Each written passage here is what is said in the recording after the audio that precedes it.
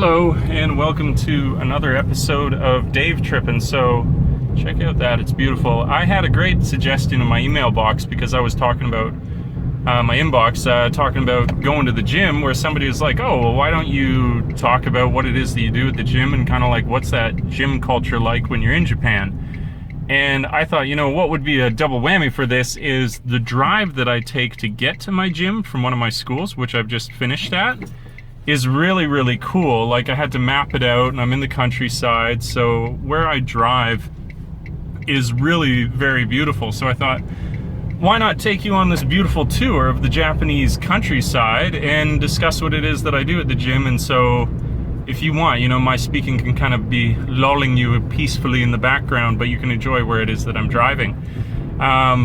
So I didn't always weight train, of course, you know, I didn't come out lifting weights.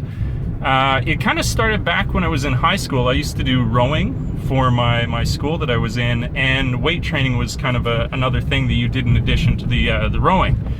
And after that, when I kind of moved away from varsity sport and got, you know, sick of everybody telling me what to do to stay fit, and decided, you know, maybe I want to pursue this by myself, weight training just seemed like a great way to do it. And in addition to weight training, you can of course do whatever cardio it is that you want to do as well. So that's what I did. I did it through university, but it became more and more important as I've like moved out and kind of been more on myself, as something, you know, as a lot of people advocate, just a form of stress relief. You know, it's something that if I finish the day and I go to the gym and I've had kind of a rough day, then I really it calms me down. So I really, really like doing it for that reason especially. But what do I do, you know? I think the most important thing to do when you're weight training is be constantly educating yourself. And so that's something I've tried to do the whole time that I've been into it. And your resources are endless now. You can, I mean, one of the most basic ones in the world, this is like every newbie should know this, is just, it's like bodybuilding.com. They've got great tutorials there. They've got tons of great information in regards to all the different muscle groups that you have. They, if you want to educate yourself, that's a fantastic place to start. And I don't know, YouTube as well. Like, you're on YouTube, there's a lot of people, you know, the very common term is bro science, and you really want to be careful of that. Bro science is, you know, that basic idea that this bro passed it down from this bro in the gym and eventually became, what would you call it, canon? It's like bro canon, you know, this is the way that you must work out if you go to the gym. And not a lot of it has a lot of scientific basis.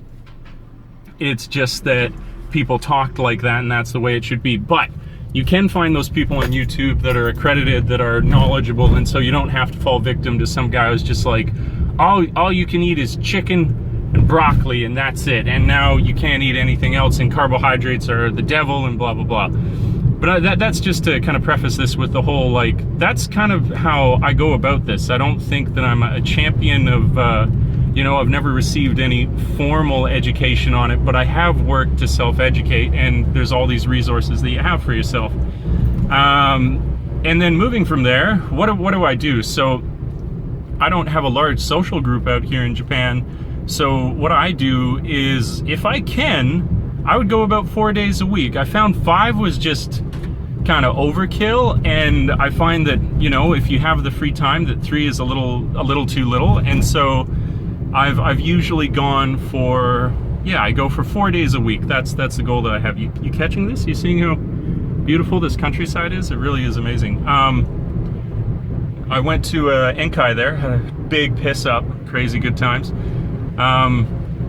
Yeah, so I go about 4 days a week, and when I'm going in, I'm doing set muscle groups that I rotate, or I do variation in the type of workout that I'm doing, probably in 6-week cycles. So for 1 week, for a set of weeks, I'll be doing, you know, one day I'll be doing chest and arms, then the following day I would do back, then I would do shoulders, and then I would do just however many different permutations of the muscle groups that we have in our body. I try and spread them across 4 days before I'm beginning a new cycle again. That's what I do.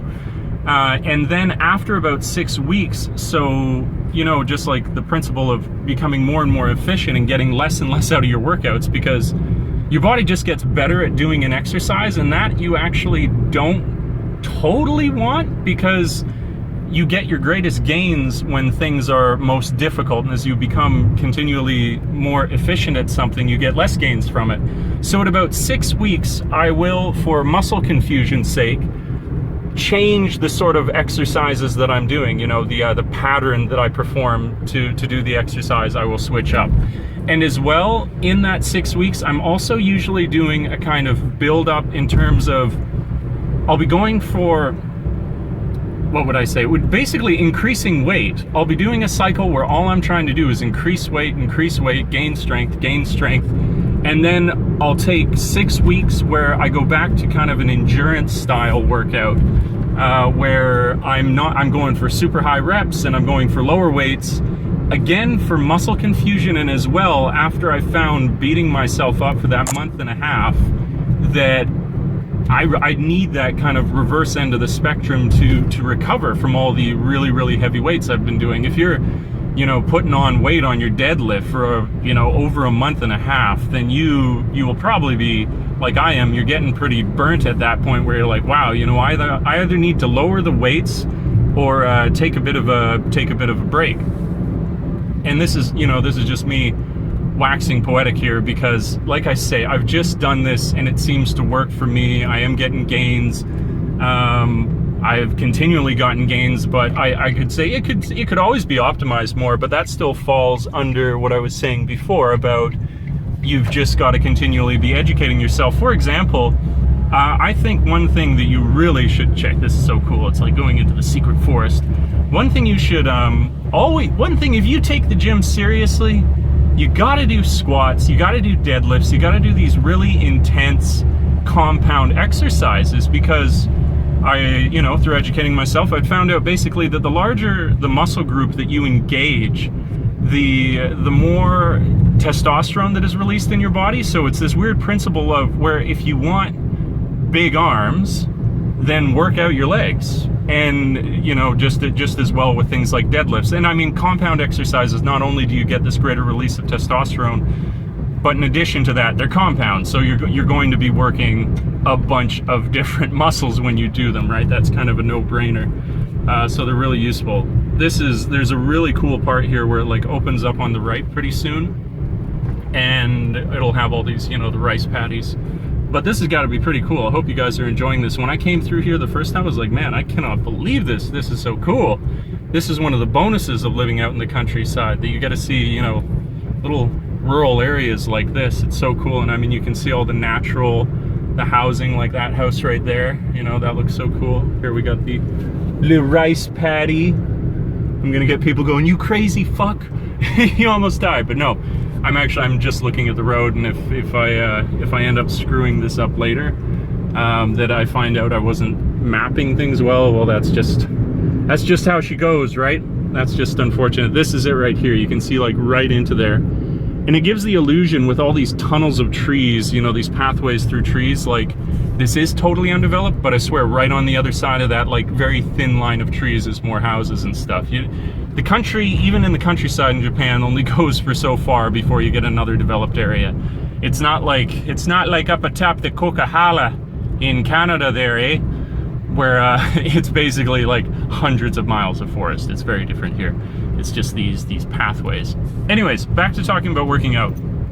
So I do that. I do these compound exercises, but when I was doing them, I was doing squats. You know, I would do squats. My squats up to now, what have I done? My squats at, you know, I would call myself like the beginning end of intermediate. This isn't a 1 rep max. This is like me doing about, let's say, 3 sets of 6. I can do 105 kilograms for my squats. And I'm in one of these cycles where I'm doing more weights, heavier weights, I should say, and I've done deadlifting, and my deadlift is up to 130 kg now, and definitely developing there. It was I did one set of 8, one set of 7 one set of 4. So like by the 3rd set, I was like, okay, so I'm totally KO'd on these now. I'm like, I'm definitely at that developmental stage in terms of that weight. If I can't do 3 sets of 8, then that usually shows me like there's a long way to go with that particular weight. But the point I wanted to make about that was, when I was doing deadlifts and when I was doing squats before, I was doing them within 3 days of each other.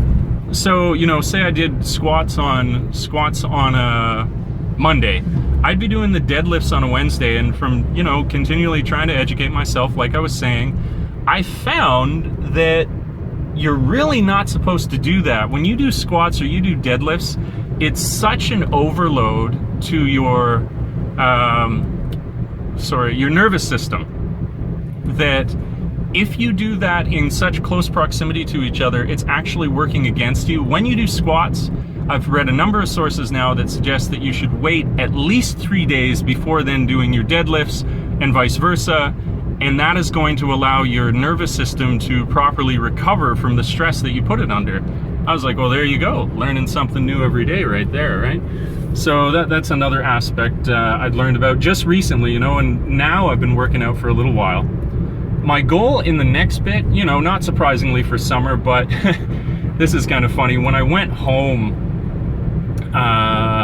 last summer, I had been working, well, actually, let me start that again. When I first arrived to Japan, I'd been working my ass off to get my weight down. When my previous relationship ended, I was a big fat slob. It was that, you know, one of the elements of the relationship failing was I got too comfortable, a bunch of other things weren't going well, and I'd gone up to, what was I up to? I was like 260 pounds at that point, and I was like, I gotta get my shit together, I gotta get my weight down, and I know how to do this. I used to be a national level rower. What the hell happened to me?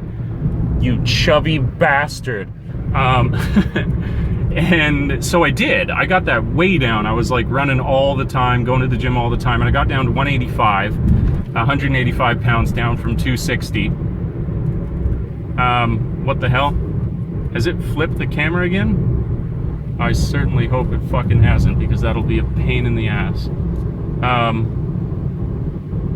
Okay, I'm just gonna run with this then, or I'm going to.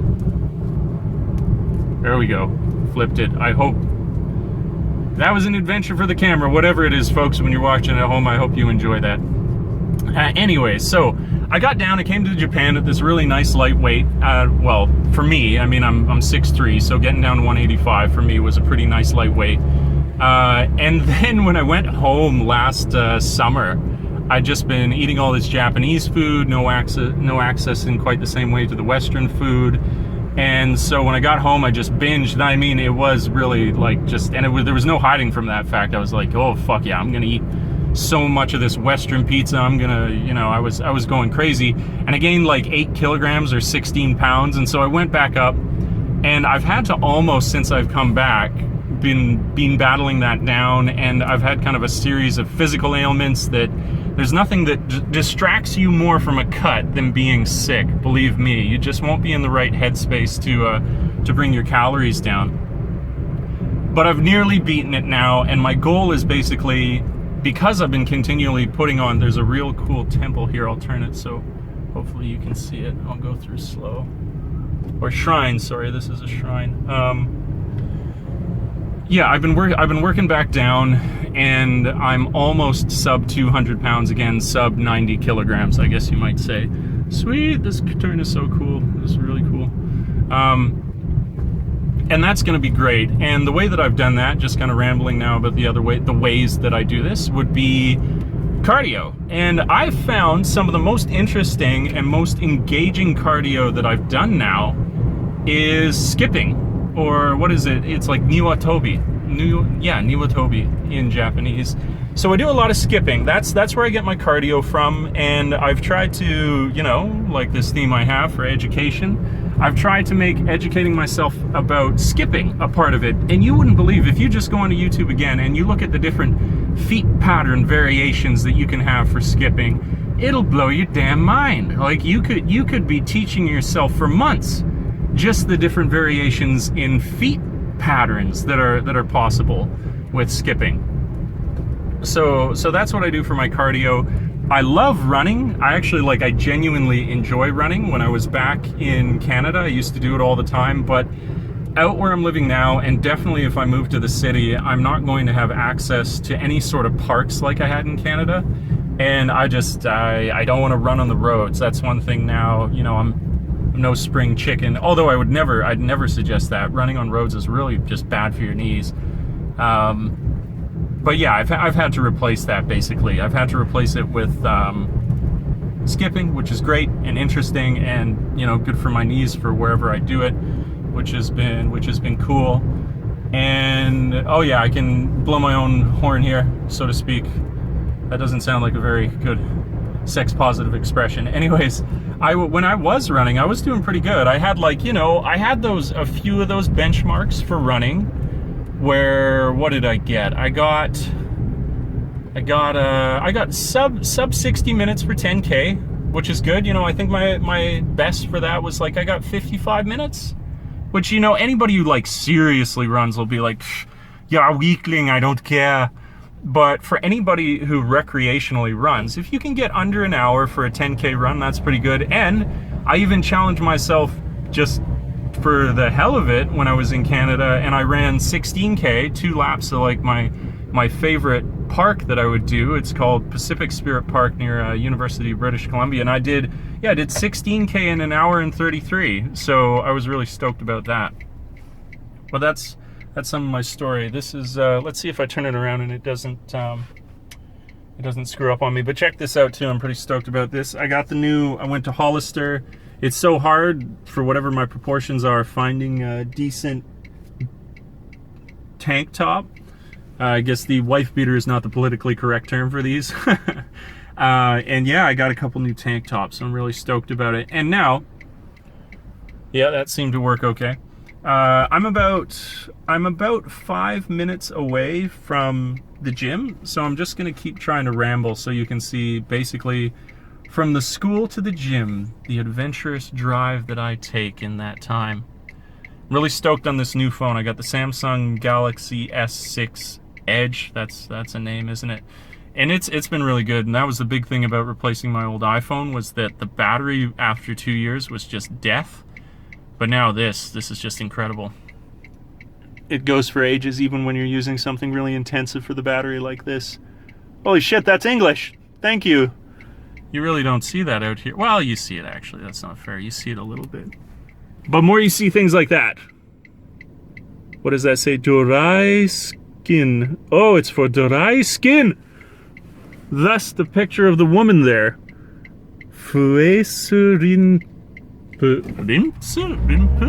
I don't know. Somebody else is going to read that and go, it's this, you idiot. And I would encourage that, because comments on my videos are always encouraged. Oh, I should have got a shot of that. I haven't yet gone to it. There's this place called Big Boy. And Big Boy is just one of these standard chains that you can go to, kind of like a Caesarea or a Gusto if you come to Japan and you think you're having a truly authentic experience. In a way you are, because they're big chains, but then another way you aren't, because it's just like the most generic food that you could possibly get. So now we're entering into Togane in all its mediocrity. Here we are. There was some, elementary kids. You can spot them because they have those cute little hats that show that they are in an elementary school, and you can use those actually if you're doing games with the kids for games, because you flip those hats inside out and they're all the universal other color. So very easy to make teams. You're like, you flip your hats, you flip your hats, you keep them the same way, and you can make teams very easily like that. Very, very good. Yeah, and there's that universal quality to the school system. The kids don't even have to, in elementary school, wear a uniform. You don't have that quite yet, but the hats. So everyone is uniform. Everyone is the same. You know, that element in their society, the sameness, doesn't ever totally go away. Even when they're not being all the same, they are. There's Coco. I have yet to go to Coco. But apparently, again, it's like a Gusto. You can see Gusto in the distance. Can I zoom? I can. There Gusto is. You can see it there. What else? We got Jonathan's. This is what happens in a small town. I'm not showing you that much. That's going to blow your mind. We have a prevalence of teeny little K cars. That's how you can confirm. You're like, this video footage was definitely taken in Japan. That as well as the Japanese written everywhere. That was kind of stupid. Pardon me. We're English though. That's one of the biggest vehicles I've seen. You do not see, like, you want an atypical big truck here? There's one that's going by. Look at the size of that thing. Tiny. Comical almost. Although I take the perspective, that must mean everyone is confident here. Okay, yeah, and there you got, of course, you got the high school kid, or junior high. That doesn't look like high school. Oh, maybe high school. But of course, you know, wearing their, my arms are getting weak. Clearly, this is why I need to go to the gym, so my arms aren't weak like this. I don't want to cut the video, though, because I really want you to have seen the full ride out to where it is that I'm going here. Oh, here we go. But I gotta be careful, can't run these people over. That'd be bad form, killing somebody on the way to the gym while you're recording. Oh, that would get you. That lands you in a whole world of trouble, killing people. Okay. Might even have to be a little cautious here because I've got the police station coming up on my left, and I don't know how they feel about, like, I'm not looking at the camera, but I can't see them being too, like, oh yeah, we love it when you have your hand up and video record while you're driving. That's highly recommended. We train you to do that usually. What is with these lights? It's so unlucky. And we got 7-Eleven here is called 7 and Holdings. Not sure how that works. You could Google that, find out exactly why they're not just called 7-Eleven, why they are 7 and Holdings. This arm is getting downright weak. Okay, I'll go with this one. We're almost there. We're gonna make it. Yeah, anybody has any more questions, if, like, I mean, this is not really like a fitness channel, but I mean, I do take it quite seriously. So if anybody has any sort of fitness questions or fitness goals and they just want to fire me a question, I think if I can't answer it myself, I can probably point you in a good direction, you know, whether that is that you want to cut, you want to put on weight. I mean, well, not weight specifically, but is that a cop car? Yes, it is. Okay, we're going down low. Check out my dash, the Nissan symbol. That's great, yes. That's great. Don't turn your lights on. He's not turning his lights on. Great. Although that's something that'll freak you out in Japan. Focus, damn you. There it goes. The Japanese cops, the police officers, generally speaking, have their lights on. And I was not used to that. I mean, they, of course, in Canada only flash them up when they're actually doing something. And so here, a few times I was driving and I'd look up and I see these lights flashing behind me and I was like, what? I didn't do any. Oh, that's right. They're permanently on scare the driver mode. But that's all that is. So there's a little heads up for you. If you see the cops behind you, they'll like yell at you through a loudspeaker if they actually want you to stop. So them having their lights on does not immediately mean that you've done something wrong. That's just how they do, so to speak. It's over there. Togane Arena. We've almost arrived. Thank you for coming with me on this journey where the camera may have flipped at one point and you may be now watching this upside down. In any event, I will fix it afterwards, so it shouldn't be a problem. Still don't know what Sendo is. I've been by here so many times and I've never been to the Sendo. So that's something I still need to discover. Gotta ask somebody. Got some nice, look at that color right there, that's nice. Can I make it through? Yes, I can, if I cut hard. Got a great picture the other day out here, like as the sun was setting. It's on my Instagram. Really great shot of the sunset there, very lucky. And this is a great find. I was going to this other ghetto gym for the longest time and its weights were just real low, didn't have a squat rack. You wouldn't have been able to do deadlifts, anything like that.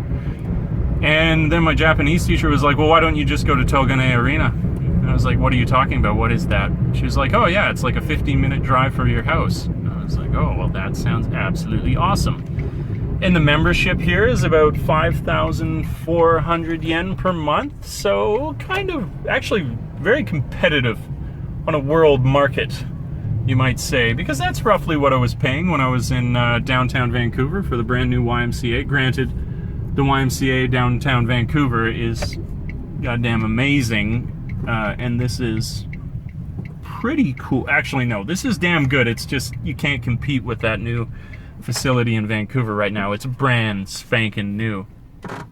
Really, really nice. So, it's hot in here. Probably gonna see some sweat on me. I just blocked the camera. Oh well. So thanks for coming with me. Thanks for checking it out. I'm gonna meet up with Dean here shortly to hammer out this workout. It's vanity day. Arms and chest. Well, biceps and chest anyways. Separate triceps for a different day. But thanks for coming with. Thanks for traveling with me. If you got, like I say, any questions about fitness in Japan, I didn't actually talk about the Japanese fitness culture, and that there's a bunch of interesting things about that too. Impressions of like working out in the gym and what they think of it and stuff like that. But yeah, please do just comment, subscribe, like, and share for more videos like this. I really appreciate it. I'm always growing the channel, and yeah, like I like to say, ciao for now. Peace.